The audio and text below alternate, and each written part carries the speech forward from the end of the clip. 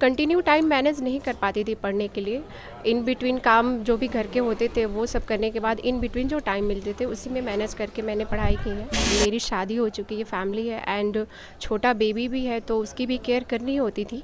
अगर आप कुछ करना चाहते हैं और आप फोकस्ड हो के उस पर अगर आप काम करते हैं तो वो पॉसिबल है। नमस्कार, मेरा नाम सत्यम पटेल है और आप अभी लाइव सिटी देख रहे थे। इस समय हमारे साथ मौजूद हैं प्रिया कुमारी हैं और ये आपको हम बता दें इनके बारे में। तो बीपीएससी के द्वारा एक एग्जाम कंडक्ट कराया गया था जिसको क्वालिफाई करके पॉलिटेक्निक कॉलेज में असिस्टेंट प्रोफेसर बनी है। तो इनसे हम बातचीत करेंगे और कुछ सवाल है ये भी जानेंगे, साथ ही साथ ये भी हम जानने का प्रयास करेंगे कि कितने घंटे पढ़ाई करती थी, क्या इनका स्ट्रेटजी थी, सब चीज़ के बारे में हम जानेंगे। मेरा पहला सवाल आपसे ये रहेगा कि आप कितने घंटे पढ़ाई करते थे कि ये एग्ज़ाम क्वालिफाई आपके द्वारा किया गया?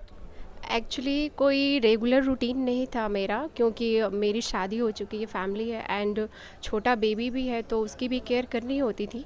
तो मैं मतलब कंटिन्यू टाइम मैनेज नहीं कर पाती थी पढ़ने के लिए।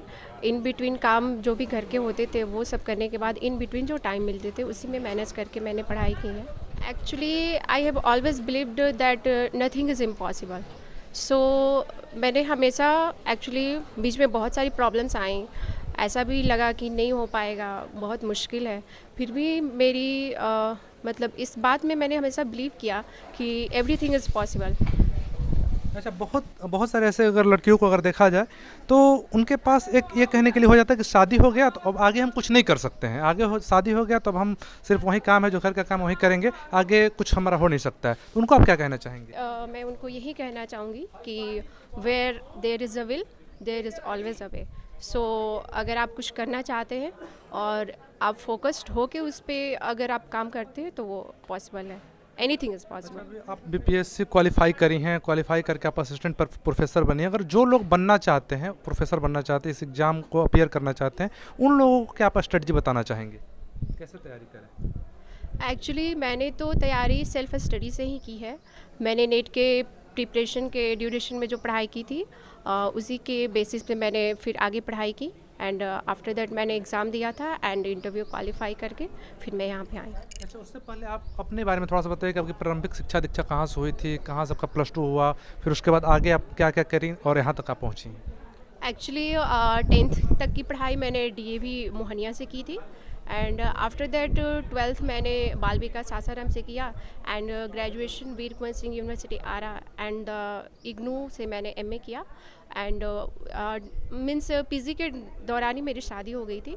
सो उसके बाद फिर जस्ट आफ्टर शादी मेरा बेबी हो गया था, तो थोड़ा बीच में डिस्टर्ब हो गई थी पढ़ाई, बट मैंने फिर भी कंटिन्यू किया एंड सेल्फ स्टडी करके मैंने नेट क्वालिफाई किया एंड आफ्टर दैट मैं प्रिपरेशन में लगी रहती थी, बाकी भी अदर एग्ज़ाम्स की। तो फिर मैंने इस एग्ज़ाम को भी वैसे उसी बीच में प्रिपरेशन करके क्वालिफाई किया। अच्छा, आपको इतनी बड़ी सफलता मिली है, इस सफलता के पीछे श्रेय आप किसको देना चाहेंगे? एक्चुअली इसके लिए मेरा फैमिली का सपोर्ट हमेशा रहा है। मेरे हस्बैंड ने हमेशा मुझे सपोर्ट किया। सो मेरी फैमिली, मेरे हस्बैंड एंड मेरा हार्ड वर्क। जाते जाते आपसे आखिरी सवाल मेरा आपसे ये रहेगा कि आप उन लड़कियों को खास तौर पर क्या मैसेज देना चाहेंगे जिनके पास, जैसे मैंने पहले ही बताया, कि जिनके पास एक बहाना होता है, ये बहाना ही कह सकते हैं कि शादी हो गया तो हम आगे कुछ कर नहीं सकते हैं, फैमिली सपोर्ट नहीं करता, आगे कुछ कर नहीं सकते हैं, तो उन लोगों के लिए आप क्या कहना चाहेंगे?